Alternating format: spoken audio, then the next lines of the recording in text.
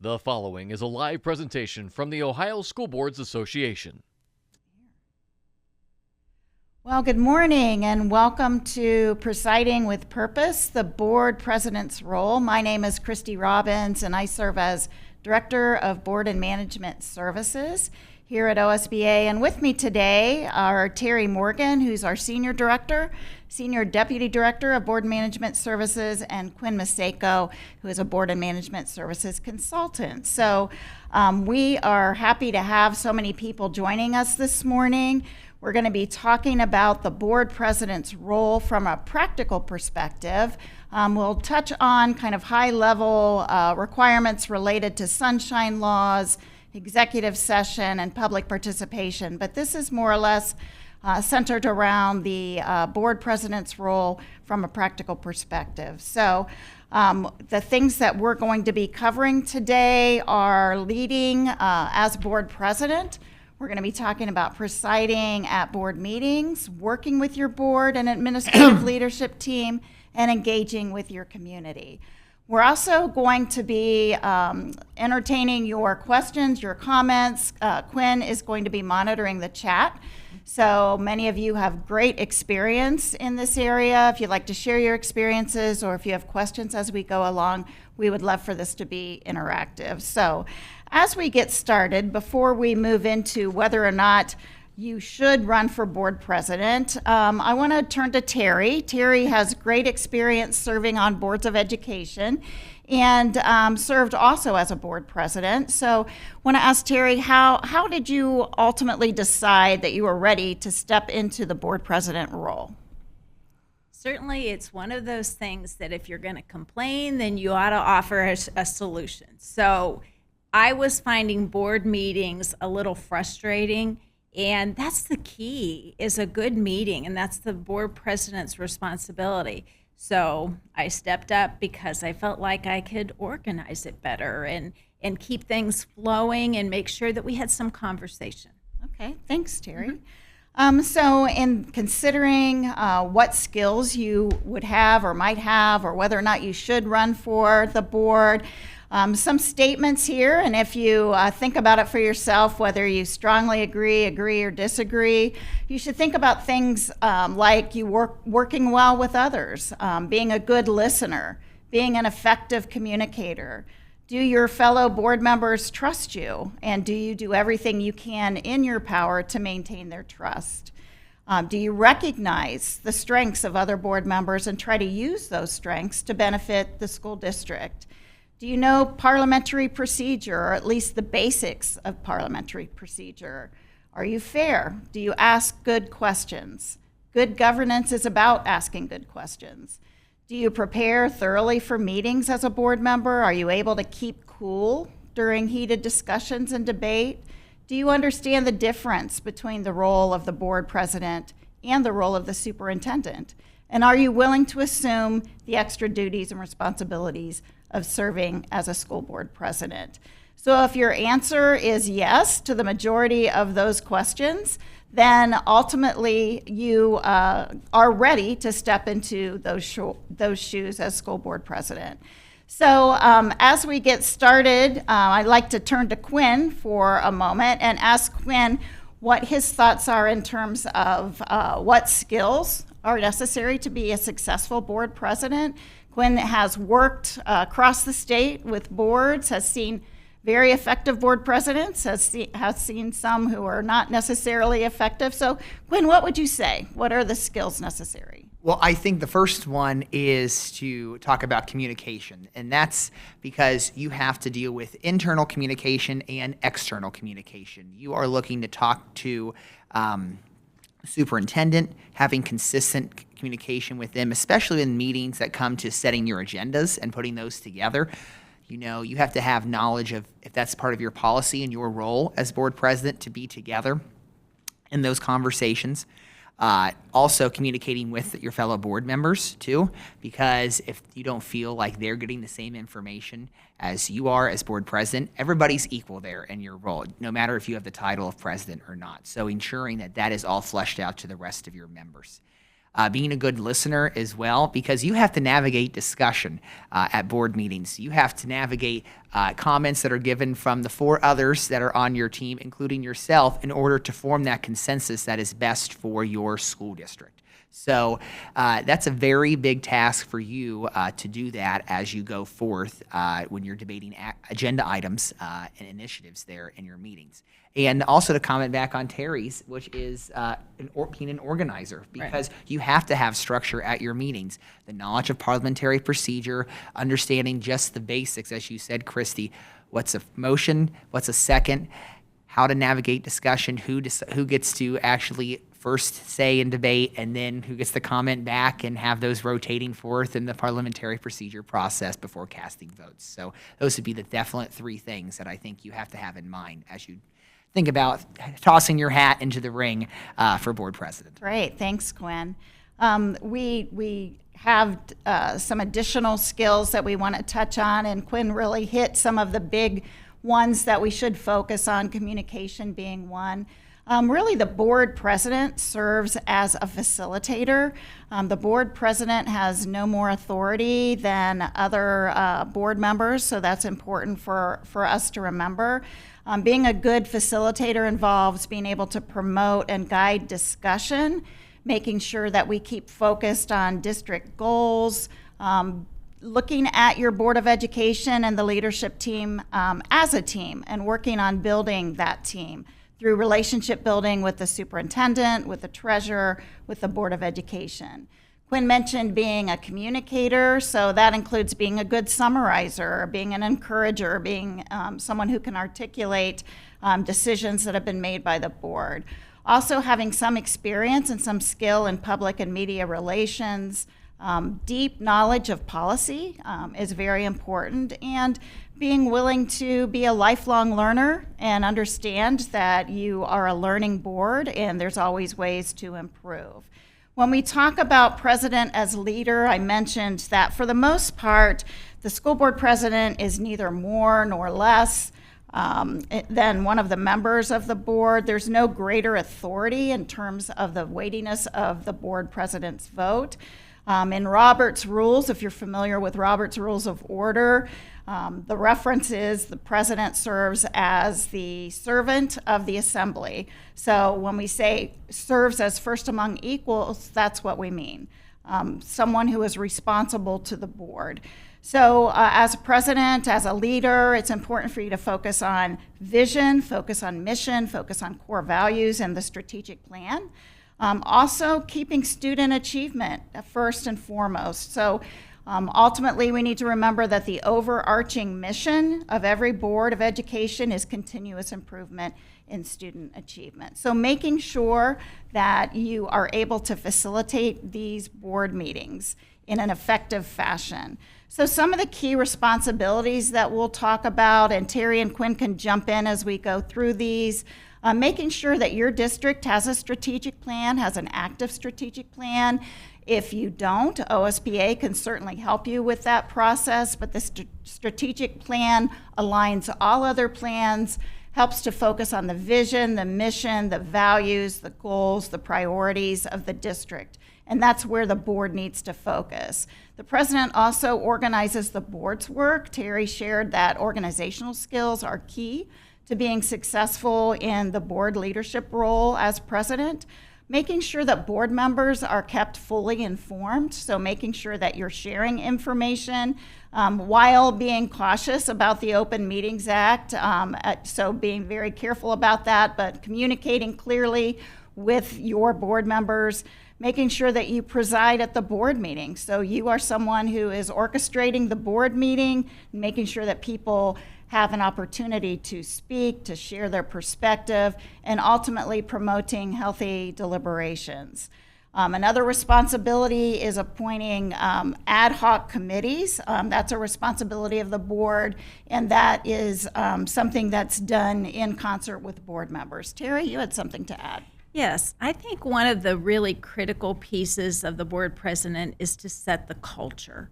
The board president has to have that very calm, confident demeanor so that if there is a little bit of conflict resolution that needs to happen, they are able to do that without taking anything personally, to keep things at a very professional, what's the issue level, rather than what's the personality or the filter, or why are you saying this kind of thing. So I think that also setting the culture is sets the president up to be the spokesperson too. If they need to be commenting on a topic, particularly to the media, again, they've got to be that very factual, calm, maintaining the respectfulness that they can bring to the board. Thank you, Teri. That's so important. The board president sets the tone, not only for the board and the way the board interacts with one another, but for the staff, for the teachers, for the community itself.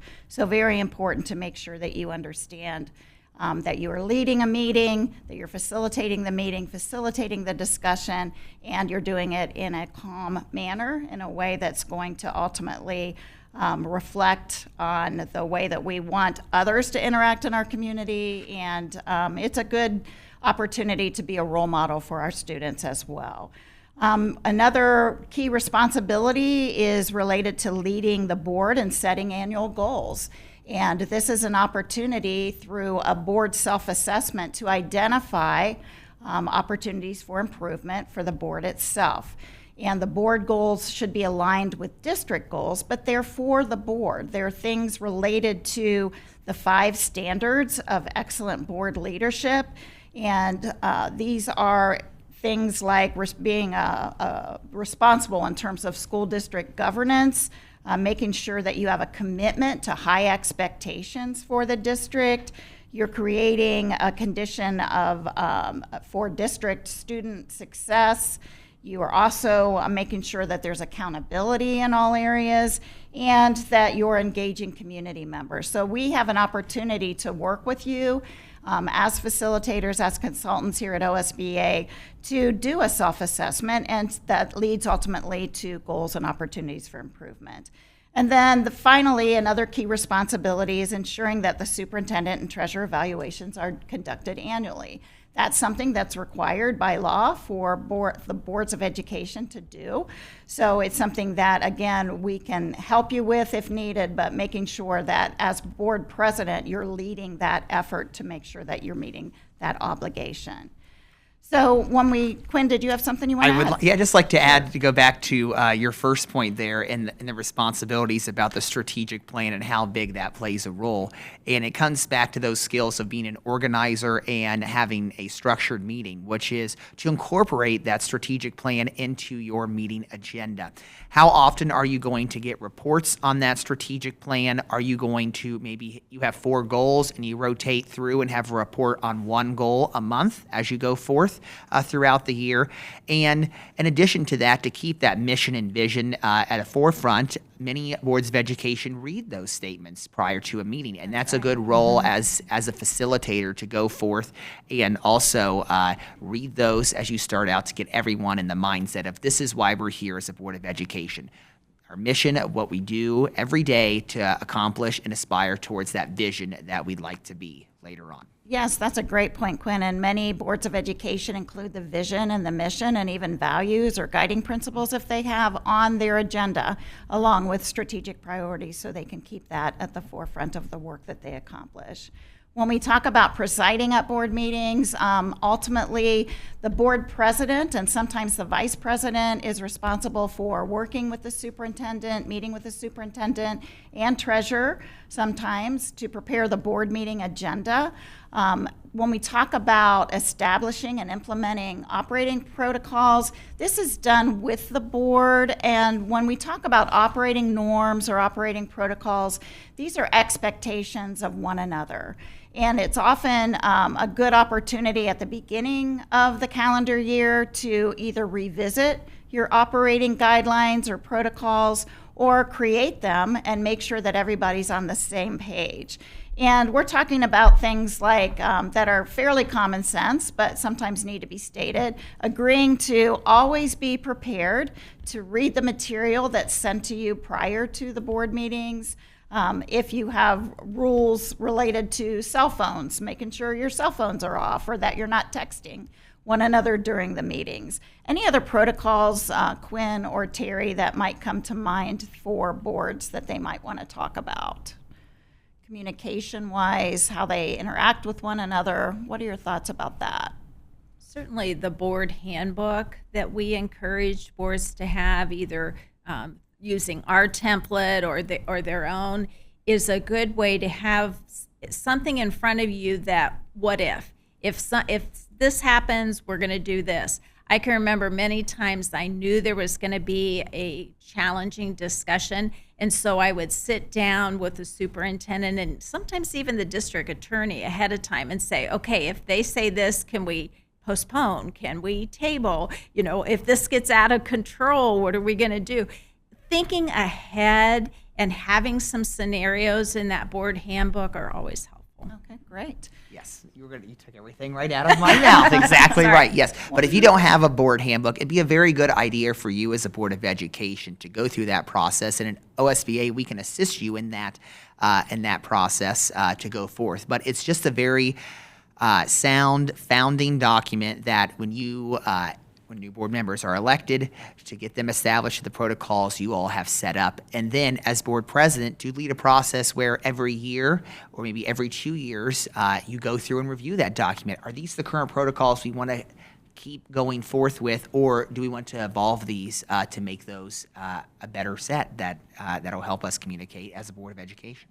And ultimately, we need to remember that boards have to remain at the governance level, that you need to remain at that 30,000-foot level for governing the school district, making sure that you're not getting in the weeds. And these types of documents, whether it's the handbook or a set of operating norms, will help you be focused in that regard. We have 3 questions coming up, and I'm going to put one at bay because we're going to go into those in the next couple slides regarding to Open Meetings Act and parliamentary procedure as well. I see somebody raise their hand. If you can type your question in the Q&A box, that'd be fantastic, so we can answer that here. But the first question is, since we're on board handbooks, as a follow-up, can you provide an example of a board handbook? What does that look like? What does that incorporate, that information in there? So this is really about how you work with one another, how you set your meetings, how agendas may be set, related to how the procedure for electing the board president. These types of things would be included in the handbook.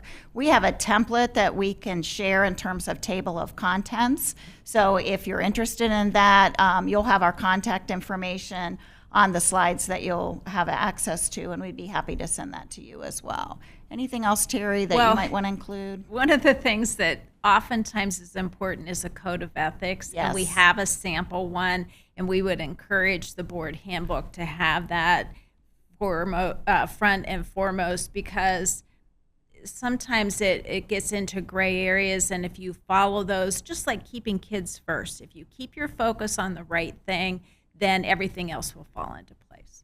So those can be customized for your district, but it ultimately helps you to keep one another accountable. The code of ethics in particular, I have a number of calls from board members or board presidents who are concerned about board behavior.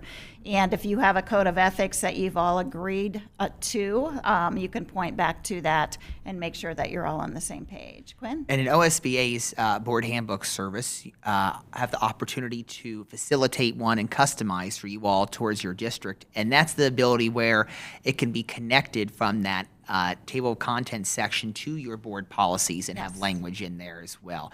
Your code of ethics, addition, the district history as well, your buildings, key demographics, key statistics in there. And a big one also is your policy on organizational charts, because as the board president, you're setting the tone, as it's been mentioned today, to ensure that the rest of your fellow board members are following along the chain of command. So having that policy in there is definitely a key piece, especially when you have new board members joining your team. It's an important part of orientation, and for new board members, one of the things that they need to be provided with is an orientation process.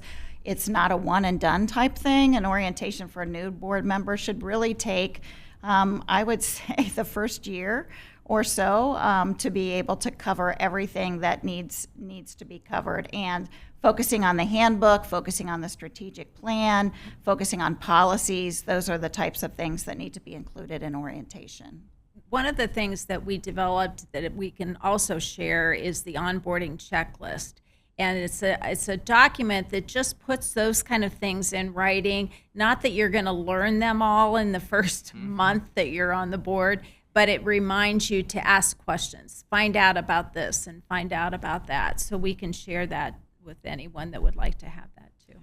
And then follow-up question on board handbooks is, what differentiates the handbook with operating procedures and bylaws? And I, as you all can also agree with that, is that the handbook incorporates both of those things Yes. into that. So it is just more of a summarized version of your policy manual, the key ones that you need to know as you're joining the Board of Education, and the ones that you interact the most with.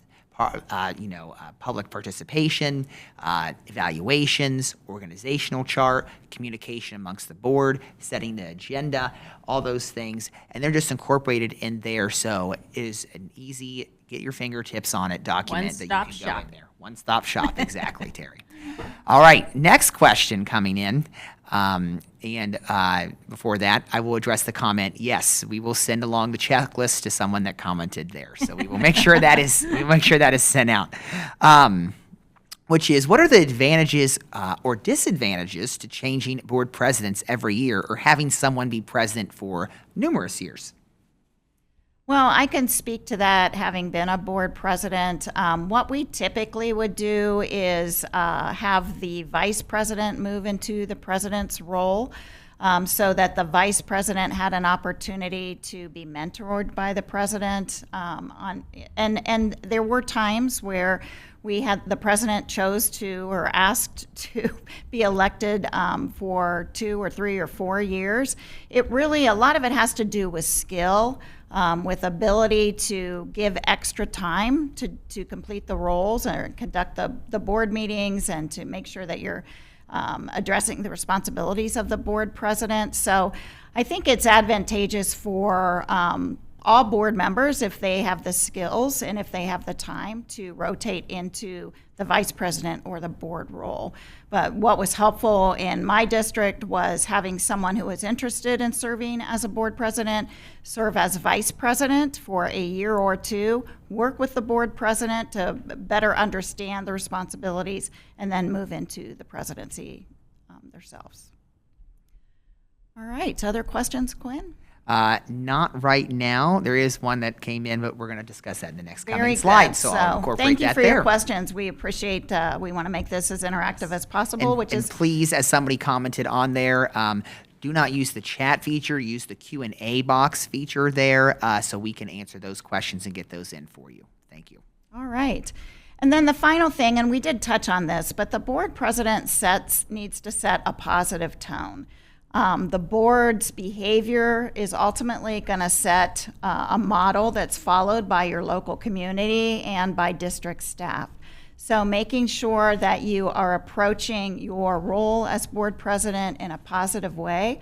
There are certainly going to be times where, and there should be times, where you disagree with other board members or other approaches or other solutions to decisions that you're about to make. But as long as you're, as board president, as facilitator of the meeting, keeping your cool, using common sense and good judgment, being well prepared and well organized, and just making sure that you're setting that positive tone so that you can lead the meeting effectively. We also want to talk very briefly at a very high level about the sunshine laws in Ohio, Open Meetings Act, executive session, public participation. And I was going to turn to Quinn to review this, again, at a high level. And then Teri had some comments as well. And the first one to mention is the Open Meetings Act and having knowledge of that. And as I always like to say, you have to know 2's allowed, 3's a crowd. when it comes to the Sunshine Laws and Open Meetings Act. And for any resources on this topic, OSBA has plenty of those on any of these topics right here in the fact sheets link on our website. You can always call our legal hotline, 855 OSBA Law, and you can discuss any of these questions with Sarah Clark, who is our Chief Legal Counsel, or Jenny Harden, who is our Senior Deputy Director of Legal Services. But you have to have that knowledge of the Open Meetings Act and understanding that, only 2 board members can discuss things outside of a meeting there. And you have to also develop, when it comes back to communication, how are you going to relay information to the full board in between meetings when that needs to happen? And it's a good way for you as the board president to utilize your superintendent to flesh that information out, because the superintendent is not bound by the Open Meetings Act because they're not an elected official like you all as board members. So if something comes up and the board president says, I feel that the full board needs to know this information, they can communicate with the superintendent. Here's an email, here's a document, here's the information. Yes, does it look all right? This is what the information you want to go out. All right, and the superintendent can then flush that out to the whole Board of Education to ensure everyone's been properly informed on that issue that has arose. Executive session, understanding the legal implications, and Teri mentioned earlier about having those scenarios and discussing with your legal counsel as well, that when it comes to executive session, understanding the reasons for executive session and when you can go into, understanding that if you might be discussing maybe 2 or 3 different issues in executive session, such as you might have to have converses with an attorney. You might be having someone that is facing demotion as a public employee, and maybe you're also purchasing property and you're looking to place a bid on that you have to ensure that in that motion to go into executive session, it hits all 3 of those items there as well. And public participation, having knowledge of what your policy is and ensuring that you're consistent with that policy when you are administering that public participation. In that policy, you typically have a time length for how long a speaker can speak. Usually it's 3 minutes or 5 minutes. Also the procedure on how it is to register to be for public participation. Do you have to call ahead to the board office prior to the meeting? Are you allowed to register when you arrive at the meeting that evening and they read through the list as well? Do you and have to ensure that they share their name and address and role in the district? All those things should be incorporated in your policy, and reading through that should be what you should do prior to getting through that section. Some board presidents and boards of education also have a statement that they read prior to public participation, to also remind those speakers of the rules that they are bound by for the evening. In addition to the time limit per individual speaker, there's also a time limit typically for the overall time for public participation as well. And that is usually a half hour. And then if it does get to that point, the Board of Education can act if they want to suspend that policy to go forward and extend it later on. But the board president has to ensure that, you are following that policy, you're going forward, and that you're also setting, again, that calm tone ahead of time, that, you're going to have antagonizing comments that are going to come to you as the Board of Education during public participation, and ensuring that you are giving the undivided attention to those members who are speaking, and ensuring that they are feeling heard for you all, and making sure that you're following the protocol that you all are going to say, that you're going to, the board president can comment back and say, this is going to be relayed to the superintendent, the issue that you arose, or the treasurer if it's something that's financial, so that can be then handled, and then it's their job to follow up with that community person and then ensure that that loop is closed with the Board of Education from that speaker. Thank you, Quinn. Teri? Well, and I want to follow up on a couple of things that Quinn talked about. One of the things that we're finding is a best practice is actually having the time being visible during public participation, a time clock on your screen, something that shows that you are being very objective, allowing each person no more than 3 minutes or 5 minutes, whatever your policy says. The other thing I want to go back to is executive session. When you were talking about the role of the board president, one of the tougher things that I found as board president was when you're in executive session and the conversation starts to stray into an area that you're not in there for. And that is really, legally, the board president has to stop that conversation.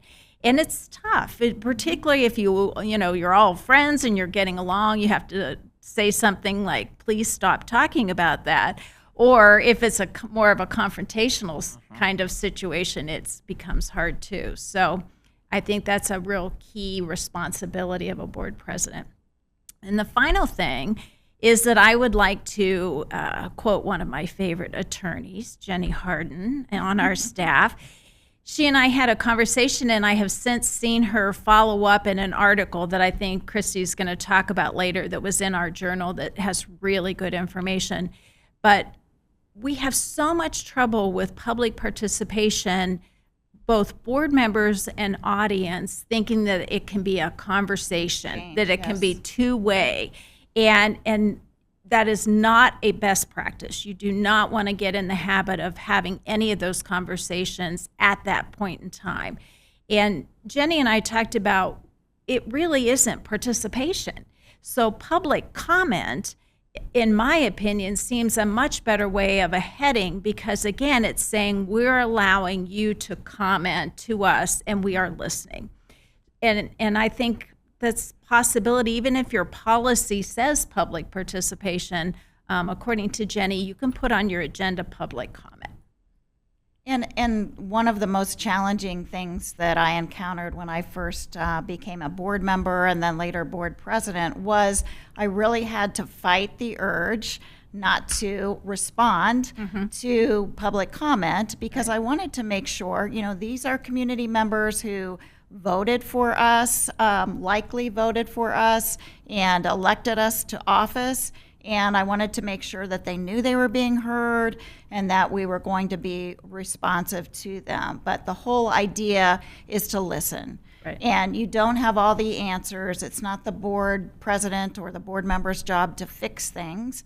Listen to the comment, respond that you will get back or you will refer it to the superintendent or to the treasurer, and we'll certainly get back to the individual. It's very rare that people who come forward with public comments are coming to thank the Board of Education. That's right. Unfortunately, it's usually, as you said, a situation where it's a difficult situation facing the community, whether it's a levy or redistricting or labor negotiations when people come forward, or a situation with their kid, so they're going to come try to go through the chain of command, hopefully is what you encourage people to do.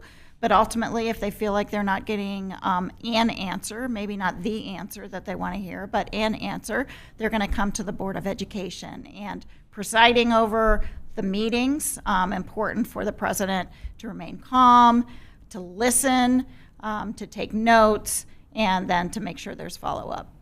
And I think that's really key, is that oftentimes the question and the answer that should go to the question is not in the board's lane. It's in the superintendent's lane. It's running the district. And so, again, another real concern about any kind of answer the board would give. It is just key that the board president control public comment. They need to thank the person first and show that they're listening. Board members should be not looking at laptops or phones or at each other, rolling their eyes. They should be focused, really listening, and keeping that very calm demeanor is critical. And it provides unity when you all are on the same page. It shows that the Board of Education is following those operating protocols, and when someone decides to speak out instead, and the board president, is not in control and facilitating that process, well, then it shows the fracture amongst your Board of Education, that you're not all on the same page and understanding the same mission and vision that you want to abide to on the day-to-day basis. Now I have a flurry of questions that came in. All right. So first one will be, can you speak about speaking on behalf of the board as board president? Well, that's a responsibility that the board has to delegate to the board president. Again, as we discussed, and there's more information in the article that Teri referenced that I'll share with you. But the board needs to delegate that responsibility to the board president to be spokesperson if that's the case. Typically, the superintendent is the face of the district, is the spokesperson, or if it's a large enough district that has a communications professional or director. But there are times, and again, when I served as board president, where I was authorized to speak on behalf of the board, I needed to make it very clear that it was not Kristi Robbins' personal opinion, that it was a board decision or a board direction, and that I was speaking on behalf of the board. I always made sure that the messaging was on track and on point. Speaking off the cuff can oftentimes get you in trouble. So if I was going out to speak at a Rotary Club or to talk to the members of the Chamber of Commerce, made sure that our messaging was aligned with our vision, with our mission, and that I was sharing information that was representative of board decisions and board action. Having spent over 40 years in my real life in communications, this one's near and dear to my heart. But two things that I would follow up to what Kristi said is, first of all, not using no comment. Nothing sets a reporter's teeth on edge than saying no comment. So having a discussion about 2 or 3 top talking points ahead of time is extremely helpful for a spokesperson. And they have to be short and sweet so that you can remember them, you can say them off the top of your head. And if you don't know an answer, it's so much better to say, I don't know, we'll find out and get back to you, than to say no comment. The other thing is, it's really key to think what the issue is. If you had a roof fall in on a building, your facilities director might be the better spokesperson because they're going to know the information. They're going to be able to give more concrete answers. So having a crisis communication plan and talking about some of those situations ahead of time so that if something happens, usually you have 2-minute notice, that you've got some kind of guide to who would be able to speak to this and who would be comfortable speaking to this. Absolutely. And there are going to be certain instances when that delegation of communication to the board president is going to take precedence, or importance, I should say, especially when you're doing a superintendent or a treasurer search. You know, you're probably going to be the spokesperson communicating to the media, helping, working with your communication staff that you might have to send out press releases to say this is where we're at in the current stage. We're currently reviewing candidates, we're interviewing, and then when you have that selection as well. So it's going to be the difference of the instance of, like you said, Teri, thinking about the issue Right. When it's time for you to actually go forth and think that you are the best person to make a comment. Well, and when we talked a little bit earlier about identifying operating protocols or norms, that's something that can be included. That who's going to be the spokesperson for the board? How is that going to be determined? How do we identify the appropriate person to speak to a certain issue? So that's something that the board comes together, discusses, and identifies so you know what direction to take. Yep. Next question is it acceptable to have the vice president of the board in the meetings with the president and the superintendent? Absolutely. It's something that we did as part of the mentoring process that I described a little bit earlier. So if we were to meet, which we did regularly to help set the agenda, it was typically the superintendent, the treasurer, and or assistant superintendent, and we would have the board president and the board vice president if available. It's not a requirement, but it's a way to involve the vice president, to have another board member there to have input before you send the draft agenda out to the rest of the board members. I think that's one of the things that we hear oftentimes, that the community believes the superintendent is running the district and running the board, and the board is rubber stamping the superintendent. Having involvement at the agenda planning is one way that you say to people, this is our agenda. Obviously, board members can never put the agenda together. It needs to be put together by the superintendent and treasurer. But having that input, having those meetings, again, lends itself to the transparency that this is the board's agenda, this is the board's meeting. And also to keep in mind with this question about the Open Meetings Act, back to that, again, as I mentioned, 2's allowed, 3's a crowd, so you're not violating that sunshine law, and I believe our legal division would be able to have fact sheets on that to show consistency with that ruling of the law too. So that would be acceptable to have that meeting as well. There's strength in terms of having 2 members of the board who are in leadership positions meet with the superintendent and the treasurer on a regular basis and help to set, as we said earlier, direction for the board. Stay focused on the vision, stay focused on the mission, and stay focused on the priorities. All right, we have about 7 more questions That's to great. get through, so we're rolling through. Appreciate that. This one is one that will not be answered by us, but it was a question about is renting your rental property allowed to be discussed in executive session? And I would ask you to call our legal hotline at 855 OSBA Law and discuss this with either Sarah or Jenny over the phone, and they will be able to navigate this issue for you. And then the next question is, this person, their Board of Education, has 2 new board members starting in January. Some of the current board members have suggested having the new board members elect attend our executive session in December. Is this allowed, and would it be a good idea? You are permitted to invite guests to executive session. I think getting the newly elected board members involved early so they can begin, with the learning curve of being a board member. They don't have they're not sworn in, so they do not have authority to vote. Obviously, you're not voting in executive session, but I think it's a good idea to involve them if you can. If it's confidential information, likely not a good idea to do that until they're sworn in. One of the things that I think is an advantage is that you can certainly have some modeling going on.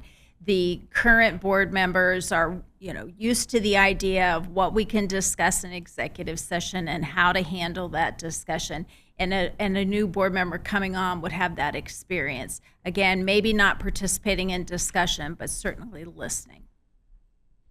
Yes, and I will say from my own board member experience, because I think we did not mention, well, you mentioned that on your end, but I forgot. We probably should have said we're all former board members here, is that when I was elected to my term, that in November and December, the board invited myself and the 2 other board members elect to be a part of that executive session. So just to get to know about the procedures and the protocol and the understanding of how important it is to keep the confidentiality of executive session and all the discussions that happen within there.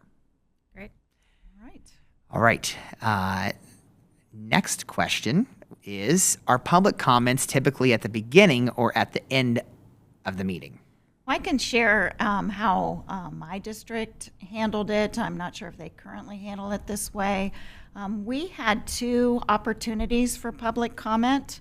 The public comment that was at the beginning of the agenda was related to board agenda items only. So if someone came and wanted to speak to something that we would be voting on or discussing on the agenda, they would sign up, and our policy was they were able to come to the meeting, sign up at the meeting, and speak. Then we had another opportunity at the end of the board meeting for general public comments. So I don't know, Teri, Quinn, your experience with this. We did the same kind of beginning and end of the agenda. But the other, I think, important point to make is that you can vote to add a public comment session during the meeting. And one of the times, particularly the district I was on, there were a lot of major changes going on with buildings and redistricting. And we got to the point where we needed to really hear from them on this particular issue before we took a vote. And so we plan to have a public comment session and did have it on the agenda with pro and con microphones so that we could hear a pro and then we could hear a con about the idea that we were going to vote on in the resolution. Even if you're in a meeting and it starts getting a little volatile, you can vote to have a public comment session. So again, a way to keep your audience a little calmer if they're getting fired up and starting to yell from the audience, which we've seen at board meetings. It helps take that tone down and give them an opportunity. And I would, again, refer to policy. Whatever board policy states related to public participation, public comment, you need to abide and be consistent by that policy. Policies can change, but staying with the current policy, understanding what that policy is very important, especially for new board members. Make sure your practice follows your policy. That's right. Next question is, what is the best practice to be responsive to a public comment when there is no back and forth at the meeting? Teri, you want to take this one? It's interesting that they really want an answer at that time, but there are always 6 sides to the story. And so they might be there saying that, the child didn't get picked up by the bus. Well, what the superintendent and the transportation manager know is that that child was suspended from the bus. The board does not need to know that. That's running the district. So not having all the information is really one of the best reasons for not answering at the time. But the board president, again, controls that and says to the superintendent, will you meet with Mrs. Smith next week and resolve her concerns or talk with her about her concerns? You're giving them the next step, but it's not happening during the meeting. And I think it's really helpful, again, if you, as a board president, have a statement to read before public comment and before public participation, to just clarify that we are here to listen, that we will make sure that there's follow-up, and not engage in that situation. There are times when people have more to say than perhaps 3 minutes will allow. We would also hang back after the meetings, and if there was an opportunity to have further discussion with the person who was making the comment or connecting them right there with the superintendent, who might connect them with another appropriate staff member. We would make sure. I wanted to always make sure that the public felt that they were heard. Right. Although we might not have an immediate response, but we did need to make sure that we would follow up.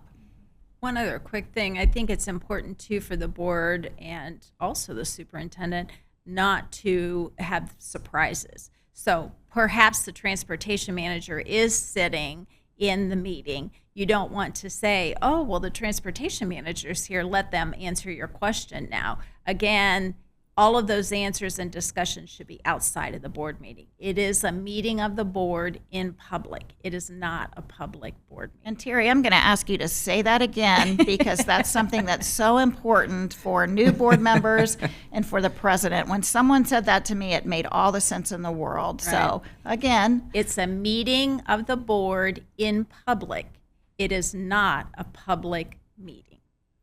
So again, opportunities for the public to comment, but the board is meeting in public according to law, and that's it's meant to have discussion, debate, and make decisions on behalf of the And follow the district. agenda. Absolutely. Right.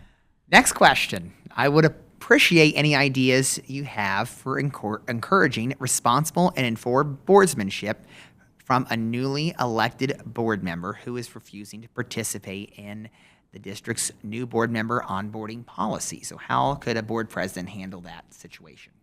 Well, I think, again, communication, spending time with the new board member, sharing information related to policy and to practice, doing your best to try to understand. I have always tried to follow a piece of advice that was given to me years ago, and that was to approach conflict with curiosity, to seek first to understand, then be understood, and to act rather than react. So you do your best to meet with a new board member, to offer the opportunity for board training, Ultimately, if the new board member chooses not to participate, that's their choice, but do everything you can to try to understand where they're coming from. The board is one entity, and it's important for new board members to understand that.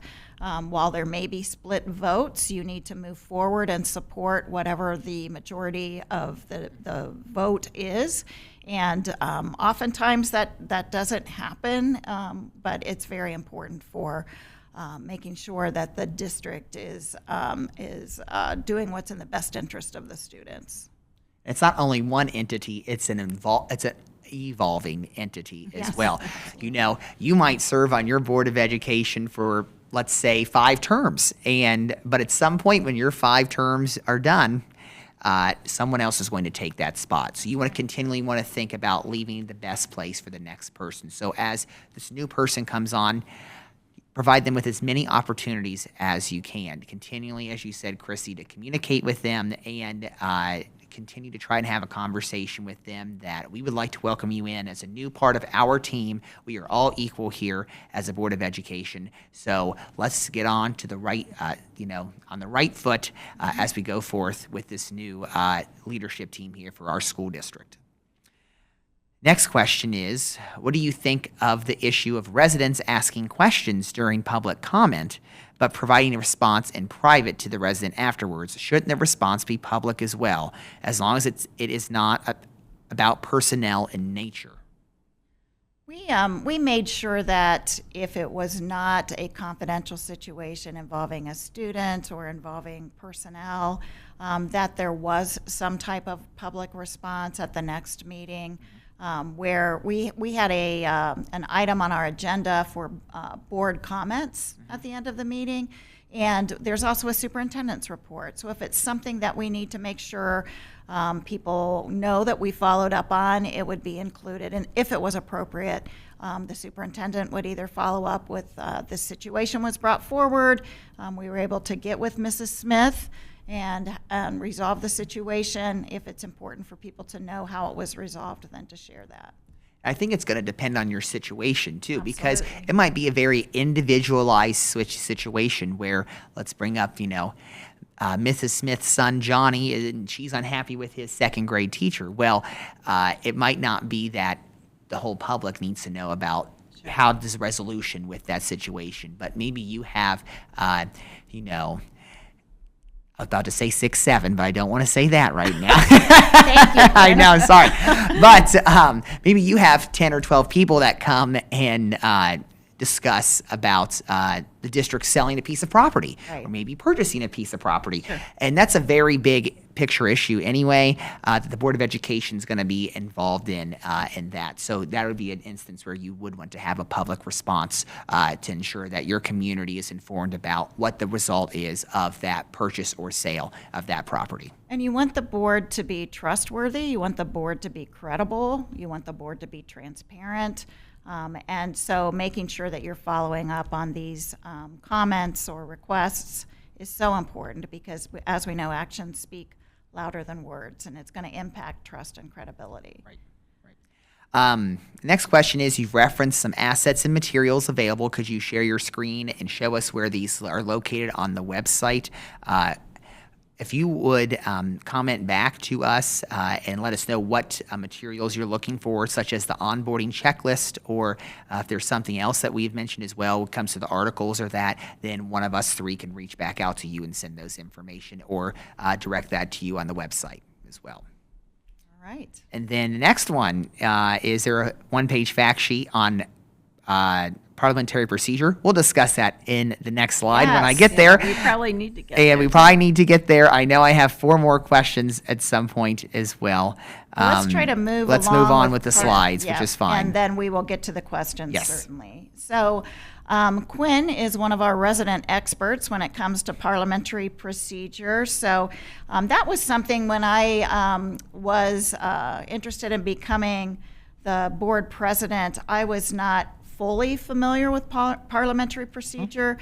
We had the good fortune of having a treasurer who really was and would help along with that. But as board president, you need to make sure that you're familiar with the basics. So, Quinn, what would you say is important to know related to parliamentary procedure, and why it's important to know at least the basics? Well, I think the first step is, you mentioned Kristi is the treasurer. The treasurer's role is to be the clerk of the Board of Education. So if you are the president, it'd be good for you after your election to that position is to meet with the treasurer and ensure that you all are on the same page and understanding of parliamentary procedure and which version you're also using in your district, because you're going to have a policy in your manual about parliamentary procedure, and it's going to say if you're using Robert's Rules of Order or if you're using someone else. Typically, the most common one to use is Robert's Rules of Order. In addition to that, understanding, first of all, first, second, you're going to have a discussion piece there, and then asking for the clerk to call the roll so you can go forth and vote on that issue. Also understanding types of motions as well, and those key terms and concepts when it comes to that. What the difference is, one that gets highly switched around is the difference between tabling and postponing an issue as well. And when do you have to pick up those action items again to vote on as well.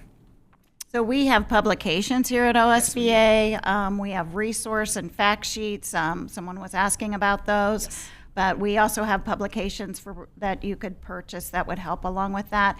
And this kind of the slide that we just shared with Robert's Rules for Dummies, that was my my way of making sure that I understood the key terms and concepts, the basic steps for making decisions, the types of motions, and meeting etiquette. So that's another resource that's available out there. Any other questions we should try to answer at this time? We have about 4 minutes left. I want to respect people's time, but I do want to make sure that we're hitting on all the questions and also able to wrap up with some we have 3 more questions when it comes to public comment. As well. And then we have one that talks about executive session. Okay. If we want to dive into one of those right now. Well, why don't we start with one of the public comment questions? We'll do that.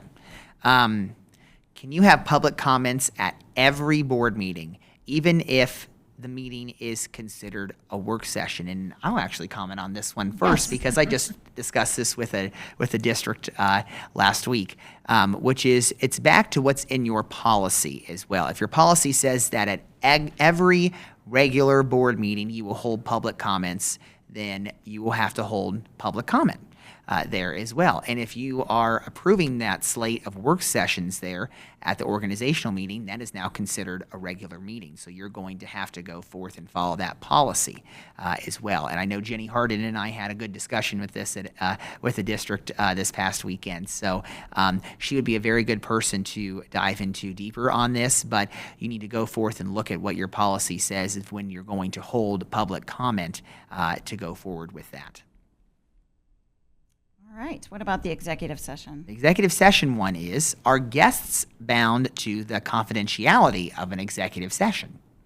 I would say yes. Again, that would be a requirement as you're inviting guests into the executive session. And, you have to be very cautious with that. I had a situation, unfortunately, where we were in executive session and we had I believe it was a couple, 2 or 3 different staff members who were in the executive session. We did talk about confidentiality. By the time I left the meeting and got home, my husband knew what was discussed in executive session. Because now that we have social media, we have texting, we have, information gets out, we had to deal with that. We had to figure out how that happened, but very important to make sure that people maintain confidentiality in executive session. And one of the other things that is helpful is for the board members to realize if you have guests in there, do not start any of your conversation. They shouldn't know how you feel about this particular situation. Again, it's like public comment. You sit and you listen, you ask clarifying questions, then those guests leave before the discussion starts. It's important to remember that it's the board's executive session, and only the Board of Education is privy to being in that executive session. And typically, you invite along your superintendent and treasurer to be a part of that executive session because they are also providing information to you to have discussion and go forth. And any additional guests, as you said, Teri, make sure you're and to be clear with them that this is a confidential matter of the meeting. That's why the board is in executive session, for you to be a part of that and present your findings and then be dismissed and go forward. Okay, well, we have just, we're hitting the 11 o'clock hour. This has been great. We appreciate your willingness to ask questions, and that will lead to some good discussion. If we don't get to your questions, we will do our best to try to respond to you. And please, you're going to have a copy of the slides that has information, contact information for Quinn, for Teri, for me. But we just kind of, to wrap it up, some final tips for the board president. Very important to understand that the board members, and the board president need to realize that they are not there to run the schools on a day-to-day basis, but they're there to ensure that the schools are well run, that the school district is well run. So you need to make sure that as a board president, as you're stepping into that leadership role, you're getting to know the board members. Everyone brings strengths and experience to the board. It's important to recognize that collective knowledge of the board is more important than that of an individual, and use that. You have an opportunity to set a tone of cooperative leadership and take charge of the school board meetings in a positive way that helps set that tone. Board members need to be included in the decision-making process, so it's important for the board president to communicate with board members frequently, legally, but frequently. Listening is so important, making sure that that is a key element of what you do as board president, as board members. Being prepared for board meetings, making sure you're a trusted sounding board for other board members, for the superintendent, for the treasurer. Board development is so important. We have some opportunities coming up that will be offered regionally around the state for new board members called From Election to Action.